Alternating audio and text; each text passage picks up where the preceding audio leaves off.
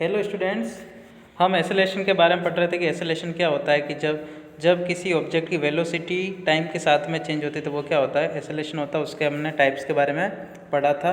अब एसेलेरेशन के बारे में एक क्वेश्चन है, वो देखते हैं कि starting from a stationary position, यहाँ पर स्टोरिंग की जगह क्या है, starting from a stationary position Rahul pedal his bicycle to attain the velocity of 6 metre per second in 30 second. सबसे पहले वो कहाँ से शुरू होता है, रेस्ट से शुरू होता है। स्टेशनरी पोजीशन का मतलब बिल्कुल रेस्ट में था वो। फिर साइकिल के वो पेडल लगाना शुरू करता है और उसकी वेलोसिटी कितनी अटेंड हो जाती है, कितनी हो जाती है, बिल्कुल रेस्ट मतलब जीरो से शुरू होकर 6 मीटर पर सेकंड हो जाती है। कितने में, 30 सेकंड में। उसके बाद में वो क्या करता है, वापस ब्रेक लगाता है और ब्रेक लगाने से उसकी वेलोसिटी में कितना फर्क आ जाता है, 6 से कितनी हो जाएगी, 4 मीटर पर सेकेंड, 5 सेकंड के अंदर। मतलब 30 सेकंड तक तो उसकी 6 मीटर पर सेकंड थी और जैसे ही उसने ब्रेक लगाया तो उसकी कितनी हो गई, 5 सेकंड बाद में उसकी वेलोसिटी कितनी होगी, 4 मीटर पर सेकंड स्क्वायर होगी। तो दोनों कंडीशन में अपने को क्या करना है, एसेलेरेशन कैलकुलेट करना है। तो एसेलेरेशन कैलकुलेट करने से सबसे पहला केस ये बनता है कि जब पहला केस ये है कि u0 मतलब जो स्टार्टिंग से जो शुरू हुआ तो उसकी इनिशियल वेलोसिटी जीरो थी, क्योंकि वो रेस्ट से शुरू हुआ, उसने कोई वेलोसिटी नहीं करा था, तो u क्या हो जाएगा, जीरो। और टाइम t 30 सेकंड के बाद में क्या हुआ, उसकी वेलोसिटी क्या होती है, 6 मीटर पर सेकंड हो गई। इसका मतलब फाइनल वेलोसिटी कितनी होगी, v बराबर 6 मीटर पर सेकंड। तो यहाँ तक आपको समझ में आ गया होगा कि इनिशियल वेलोसिटी को जीरो क्यों लेना है, क्योंकि वो कहाँ से शुरू होता है, रेस्ट से। बिल्कुल उसकी वेलोसिटी जीरो थी, तो जीरो से वो क्या हो रहा है, 30 सेकंड में क्या हो रहा है, जीरो से कहाँ तक उसकी वेलोसिटी हो रही है, कितनी हो रही है, 6 मीटर पर सेकंड। तो इस केस में एसेलेरेशन का फॉर्मूला लगाते हैं, a बराबर v minus you upon T. v की जगह वैल्यू क्या आ जाएगी, 6, u की जगह क्या आ जाएगा, 0 और टाइम की जगह कितना आ जाएगा, 30।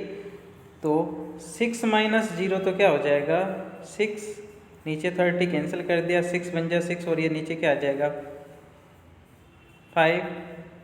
तो इसकी जो वेलोसिटी बन जाएगी वो कितनी हो जाएगी, 1/5। जीरो नहीं आके यहाँ पर क्या आएगा, 1/5 आएगा, 0.2 हो जाएगा। तो ये इसकी वेलोसिटी हो जाएगी। तो इनिशियल वेलोसिटी के जगह हमने 0 रखा, फाइनल वेलोसिटी की जगह हमने 6 रखा, वो टाइम कितना लगा, 30 सेकेंड। तो ये क्या हो जाएगा, 1/5, जीरो की जगह क्या आ जाएगा, 0.2 मीटर पर सेकेंड स्क्वायर हो जाएगा।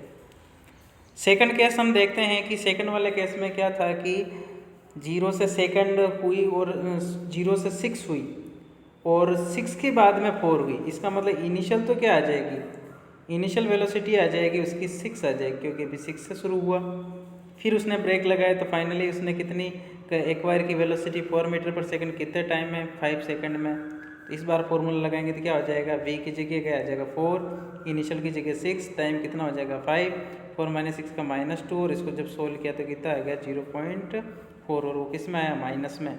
और मीटर पर सेकंड इसकी ऐसे यूनिट, क्योंकि एसेलेरेशन निकाला और यहाँ पर माइनस आया, इसलिए क्या माइनस मतलब नेगेटिव एसेलेरेशन को क्या बोला जाता है, रिटार्डेशन बोला जाता है। तो अभी आपको समझ में आ गया। इसमें प्रॉब्लम ये आ सकती है कि इनिशियल वेलोसिटी को क्या रखना है, तो सबसे पहले रेस्ट से शुरू हो रहा है तो पहले केस में इनिशियल वेलोसिटी को क्या रखना है, 0, और फाइनल वेलोसिटी को 6 रखना है।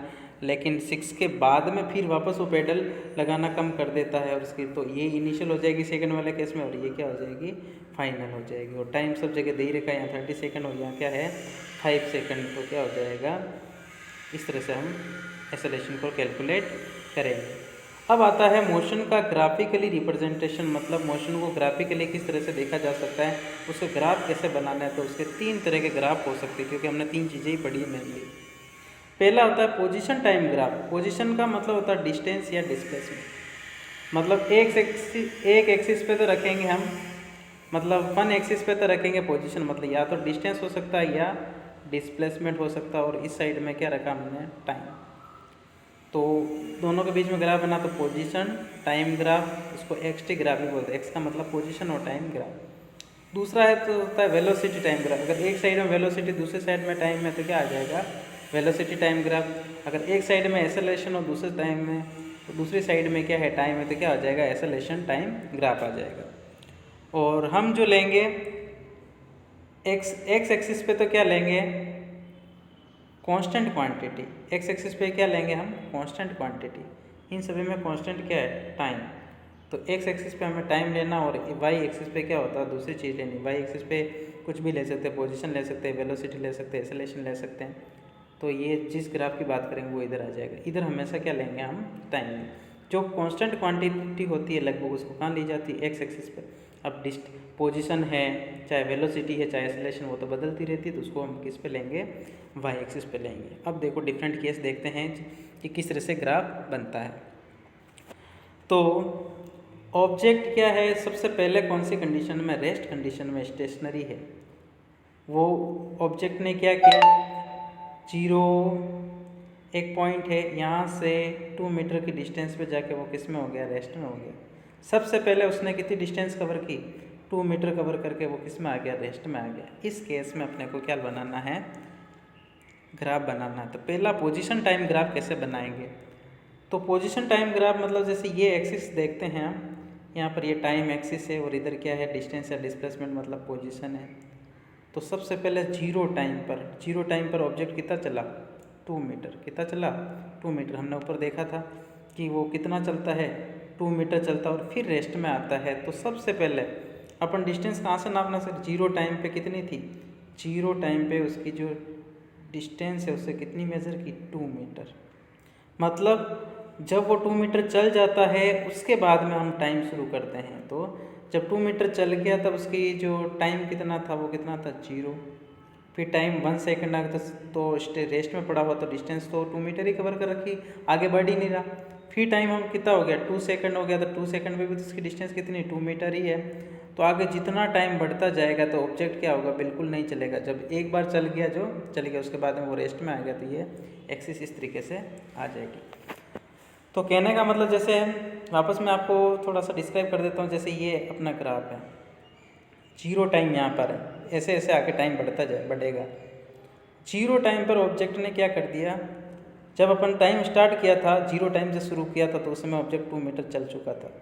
तो यहाँ पर आ जाएगा, टाइम बढ़ा 1 सेकंड, तो ऑब्जेक्ट तो भी वहीं पड़ा हुआ है, डिस्टेंस तो उतनी है। फिर टाइम बढ़ा दिया 2 सेकंड, तो भी डिस्टेंस उतनी 2 मीटर ही, क्योंकि ऑब्जेक्ट पड़ा हुआ है। तो हमें से क्या होगा, टाइम बढ़ता जाएगा तो ऑब्जेक्ट की भी क्या होगा, वहीं पड़ा रहेगा। तो क्या होगा, इस तरीके से ग्राफ बन जाएगा। तो इस केस में क्या होगा, जो ग्राफ होगा वो क्या आएगा, एक्स एक्सिस के क्या आएगा, पैरेलल आ जाएगा। और अगर वेलोसिटी की बात करते हैं तो जब डिस्टेंस या डिस्प्लेसमेंट बिल्कुल क्या है, सेम है, कांस्टेंट है, चेंज नहीं हो रहा, तो क्या होगा, वेलोसिटी तो बिल्कुल होगी ही नहीं, क्योंकि ऑब्जेक्ट की चेंज हो ही नहीं। तो वेलोसिटी क्या होगी, बिल्कुल क्या होगी, 0 होगी।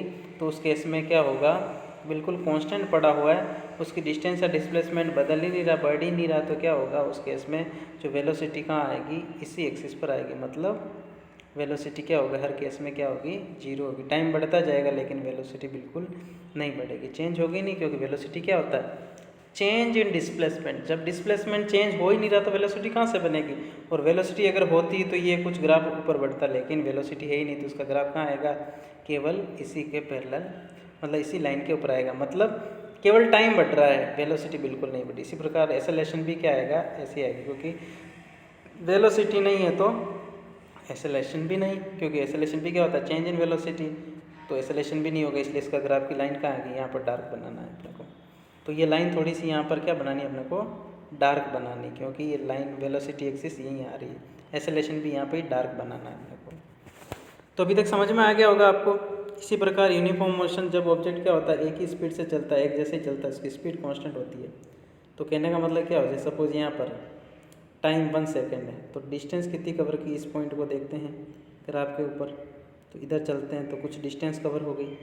टाइम बढ़ा तो इस पॉइंट को देखते हैं तो डिस्टेंस भी बढ़ी, यहाँ से यहाँ आ गए। फिर वापस ये इस पॉइंट को देखते हैं तो टाइम और बढ़ गया यहाँ से यहाँ तक, तो डिस्टेंस भी बढ़ी। तो टाइम भी बढ़ता जा रहा है और डिस्टेंस भी बढ़ रहा है, एक जैसे रेशियो में बढ़ेगा, तो वो क्या कहलाएगा, यूनिफॉर्म मोशन। और यूनिफॉर्म मोशन का ग्राफ हम पहले ही पढ़ चुके हैं। और डिस्टेंस और डिस्प्लेसमेंट क्या है, बिल्कुल कांस्टेंट तरीके से चल रही है, मतलब कांस्टेंट नहीं, कांस्टेंट तरीके से बढ़ रही है।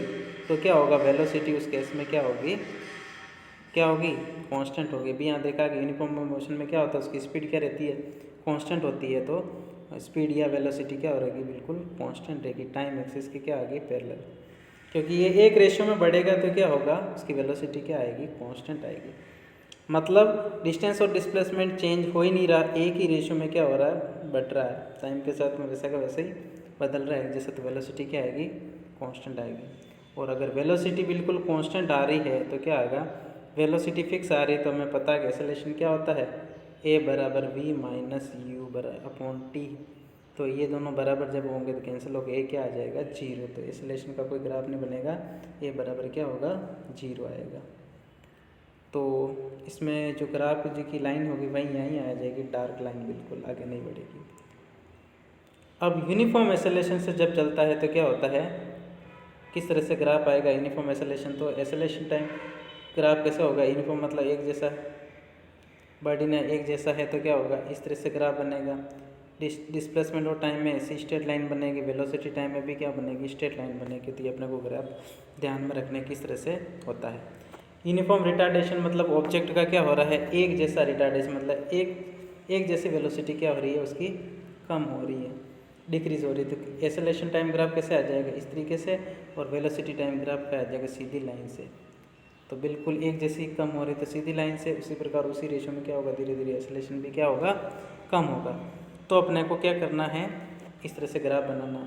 तो वेलोसिटी टाइम ग्राफ का एक्सेलरेशन क्या बना रखा कि अगर वेलोसिटी बढ़ती है इस तरीके से, टाइम भी बढ़ रहा है, वेलोसिटी भी बढ़ रही है, तो वेलोसिटी अगर बढ़ती है तो एक्सेलरेशन क्या आएगा, पॉजिटिव आएगा।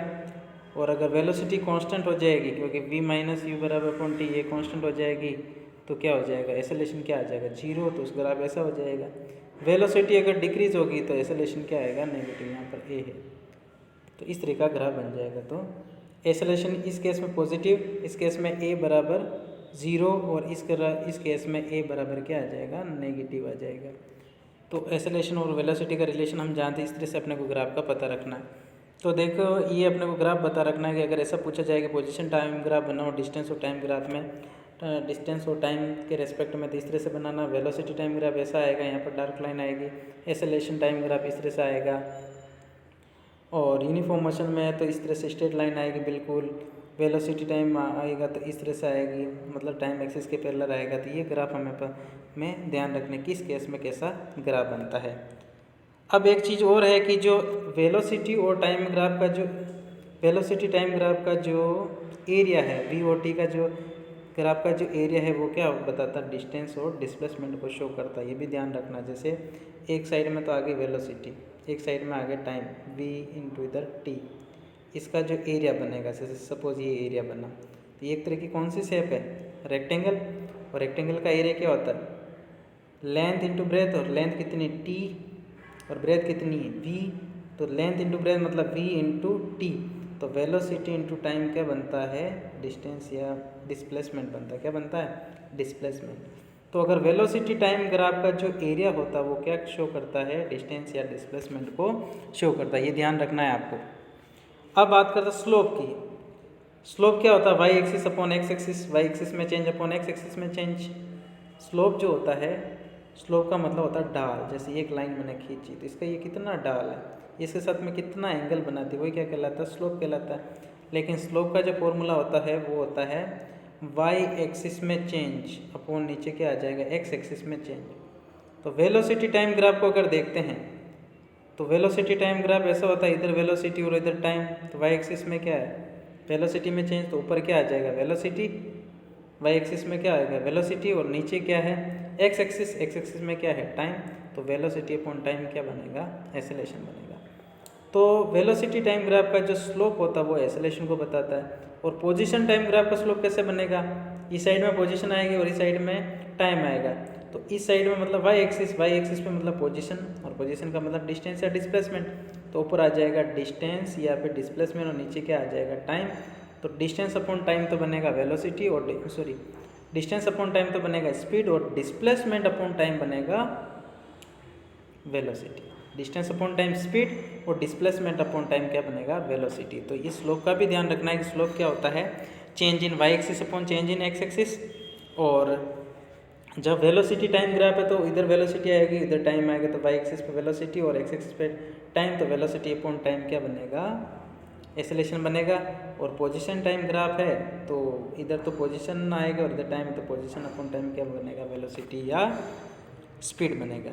तो ये अपने को पता रखना, स्लोप का फॉर्मूला यहाँ पे भी लिख रखा है। तो आज यही अगला equation of motion next video में पढ़ेंगे। Thank you.